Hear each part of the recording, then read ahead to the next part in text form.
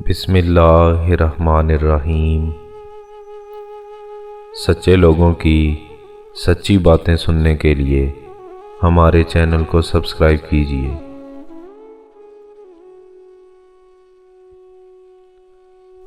حضرت ذوالنون مصری رحمۃ اللہ علیہ فرماتے ہیں کہ ایک رات میں عبادت میں مصروف تھا کہ اس دوران میری آنکھ لگ گئی۔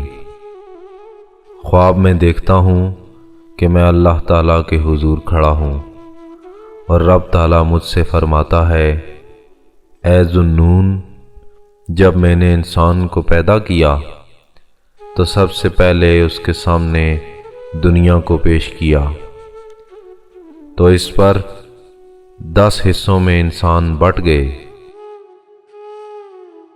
9 حصے تو دنیا کی طرف لپک پڑے، مگر 10ویں حصے نے اس کی پرواہ نہ کی۔ میں نے اس 10ویں حصے کے سامنے جنت پیش کی، اس پر یہ حصہ مزید 10 حصوں میں بٹ گیا۔ 9 حصوں نے تو جنت قبول کر لی، لیکن 10واں حصہ بے نیاز رہا۔ پھر اس 10ویں حصے کو میں نے جہنم کا ایک منظر دکھایا تو وہ قطعاً نہ گھبرایا۔